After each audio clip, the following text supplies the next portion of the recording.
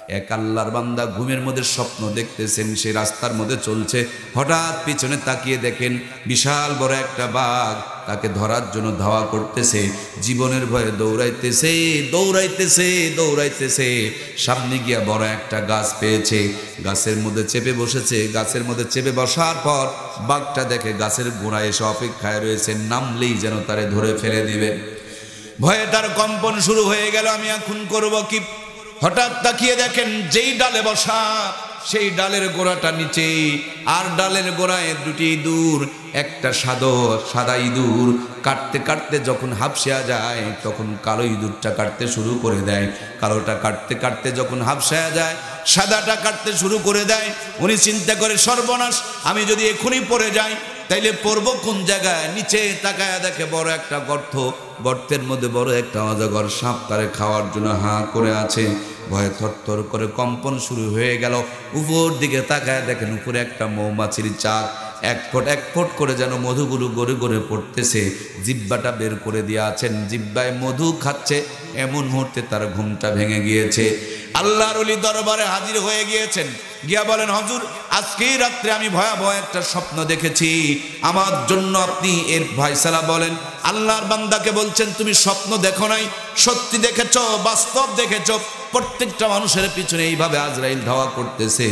যখনই যার সময় হয়ে যাবে, ইযা জাআ আজালুহুম লা ইস্তাখিরুনা সাআতাও ওয়ালা ইস্তাকদিমুন। মরণ থেকে যতই পালাও মরণ তোমায় লইবে গেরি, যদিও সুদূর আকাশ পরে লুকাও সেথাই লাগিয়ে সিঁড়ি।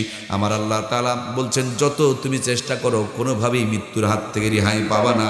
পৃথিবীতে যতগুলো সত্য, সবচেয়ে মহাসত্য, বড় সত্য মরাই লাগবে কি না? কে কে মরবেন না? সবাইকে মারা লাগবে। আপনি আজকেও মৃত্যুর দিকে দৌড়ায় আসছেন। প্রত্যেকটা মানুষ খালি মৃত্যুর দিকে আগাইতেছে, সমস্ত মানুষ কবরের দিকে দৌড়াইতেছে, প্রত্যেকটা মানুষ খালি হাসরের দিকে দৌড়াইতেছে। প্রত্যেকটা মানুষ মৃত্যুকে আলিঙ্গন করার জন্য, মৃত্যুকে কাছে নেওয়ার জন্য, লুফে নেওয়ার জন্য, মৃত্যুকে পাওয়ার জন্য নিকটবর্তী হচ্ছে। আজকে সারাদিন কষ্ট করে করে আপনারা মৃত্যুর দিকে এগিয়ে গিয়েছেন।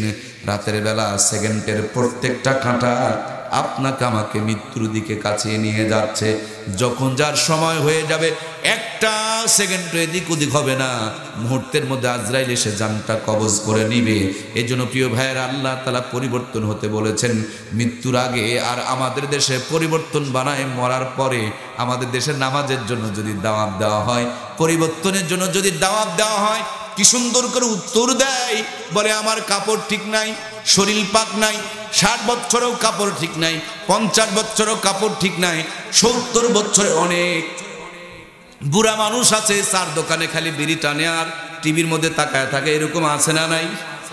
যাওয়ার সময় যদি বলেন চলেন দাদা নামাজ পড়তে যায়, দাদা একটা মুস্কি হাসি দিয়া 70 বছরও বলে কাপড় ঠিক। হঠাৎ করে 70 বছর পর আজরাইলের সাথে দেখা হয়ে গেছে। আজরাইলকে যদি বলে, আজরাইল রে আমার কাপড় ঠিক না, আজরাইল কি কাপড় ঠিক করার সুযোগ দেবে? আজরাইলের যদি বলা হয় শরীর পাক নাই, শরীর পাক করার কি আর সুযোগ দেবে? আমার সম্মানিত প্রিয় ভাইয়ার, আমার খপ করে ধরে, খপ করে যখন আজরাইল জানটা বের করে নিয়ে চলে গেছে, চার দোকানে আল্লাহর বান্দা কাত হয়ে পড়ে আছে। এবার ওই মানুষটাকে ঠিক করে দেওয়ার জন্য বড় হুজুরকে ডাকো, খতিব সাহেবকে ডাকো, ইমাম সাহেবকে ডাকো। ছোটখাটো মৌলবি দিয়া কাম হবে না, বড় মৌলবিটা ডাকো। আছে না নাই? এই 60 বছর ধরে স্বঘোষিত নাপাক, নিজের জবানে নিজে ঘোষণা দিয়েছে নাপাক। 60 বছরে জিন্দা নাপাক, টাটকা নাপাক, স্বঘোষিত নাপাক। মরার পরে বড় হুজুর এসে বড়ই পাতার গরম পানি দিয়া বানাইতেছে পাক। ওয়াজ বোঝা যাচ্ছে না? ও জীবনে কোনোদিন পাক হইল না, মরার পরে বড় হুজুর গিয়া পাক বানাইতেছে। আল্লাহ পরিবর্তন হইতে বলছে মরার আগে, আর আমরা পরিবর্তন করি মরার 60 বছরের নাপাক। মরার পর বড়ই পাতা দিয়ে বড় মরার পরে বানাইতেছে। 60 বছর পর্যন্ত কোনোদিন কেবলার দিকে মুখ করে নাই, আর মরার পরে কি সুন্দর করে কাবার দিকে মুখ ঘুরায় দেয়। মরার আগ পর্যন্ত আলেম দেখলে, দাড়ি দেখলে, টুপি দেখলেই খালি সিমটানি মারে। আছে না নাই? কি সুন্দর গান গায়, মনে বড় জ্বালা রে পাঞ্জাবিওয়ালা।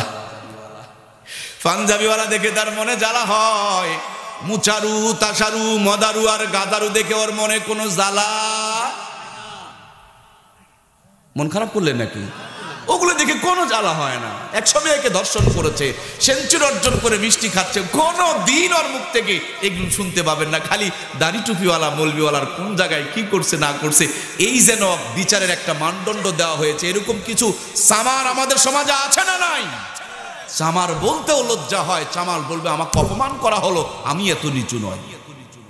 আমার প্রিয় ভাইয়েরা, আমার বাবার নিচের কাপড় নিচে, উপরের কাপড় উপরে। বাবারও তো মেশিনপত্র আছে নাকি বলেন? না থাকলে কি আমি এমনি হয়েছি নাকি? বাবার জিনিসপত্র বের হয়ে গিয়েছে। আমি যদি বাবার বৈধ সন্তান হই, আপনাদের দাওয়াত দিয়ে দেখাবো। কথা কয় না গো। দৌড় মিয়া, বাবার বৈধ সন্তান হলে আমি আমার বাবার কাপড়কে ঠিক করে দিব, যে বাবার ইজ্জত বের করে দেখানো যায়। বাবার ইজ্জতকে তুমি ঢাকো, আর আলেমের ইজ্জত চার দোকানে বের করো। কে বলেছে তুমি মুসলমান?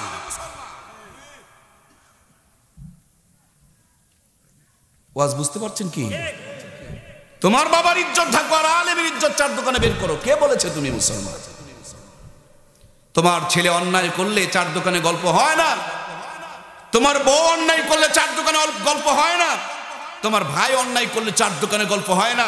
যত গল্প চার দোকানে আলেমদের বিরুদ্ধে, কেন তোমার রক্তে যে ভেজাল, এটাই তার প্রমাণ। কথা বলেন ঠিক কিনা? এই জন্য আলেমদের বিরুদ্ধে কথা বলবেন না। দুটি কথা বলে যায়, কষ্ট নিচ্ছেন আপনারা। সবার ছেলে হাফেজ হয় না। কেন হয় না? যারা আলেমদেরকে দেখতে পারে না, হাফেজদেরকে দেখতে পারে না, হাজার চেষ্টা করলেও তাদের ঘরে তাদের পরিবারে কোনোদিন আলেম হাফেজ পয়দা হবে না। আলেম হাফেজ বানাতে হলে আগে আলেম হাফেজকে মহব্বত করা শিখো। ভিতরে ঘৃণা পোষণ করবার সন্তানকে আলেম হাফেজ বানাবো, হয় না, হবে না, জীবন চলে যাবে, হবে না। সম্মানিত প্রিয় ভাইয়েরা আমার, একটুখানি খেয়াল করেন। আমরা আলোচনা করছিলাম, এক বেচারি বিড়ি টানতেছে আর ধোঁয়া ছাড়তেছে, আর বলতেছে হুজুর দোয়া করবেন। আমি বলতেছি কি দোয়া করব? উনি বলতেছেন 2 ছেলেকে মাদ্রাসায় দিয়েছি। আমি বললাম মাশাআল্লাহ ভালো। এই বলে আর একটা টান মেরে উপর দিকে ধোঁয়া ছাড়ে, আর বলে আরো দোয়া করবেন। অল্প দিনের মধ্যে আমার বড় ছেলেটা হেফজ শুরু করবে। আমি চিন্তা করলাম, ওরে বেকু, কেউ আঙ্গুর গাছ লাগায়া আঙ্গুর পায় না, আর কি সুন্দর তুমি দোয়া দিয়া নিম গাছের মধ্যে আঙ্গুর ধরাইতে চাইতেছে। তোমার নিম গাছে কিন্তু আঙ্গুর ধরবে না। ভালো মানুষের সন্তানগুলো বর্তমানে নষ্ট হয়ে যাচ্ছে, আর তুমি বিড়ি টানো, উপর দিকে ধোঁয়া ছাড়ো, আর বলতেছো দোয়া করবেন, দোয়া করবেন। দোয়া দেয়া সব হয় না। সন্তানকে খালি মাদ্রাসায় দিলে হবে না, ওই সন্তানের বাপ মা কেউ আল্লাহওয়ালা, নামাজি, পরেজগার, ইমানদার হওয়া লাগবে। কথা বলুন ঠিক কিনা? তাহাজ্জুদের মুহূর্তে সন্তানের চোখের পানি পড়বে, এইদিকে ঘরে যায় নামাজি মা বাবা সন্তানের জন্য দোয়া করবে।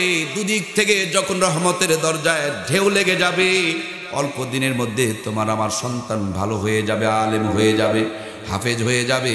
উর্দুতে কথা আছে, বাপ কা বেটা সিপাহি কা ঘোড়া, কুছ না হোগা তো কুছ ভি থোড়া থোড়া।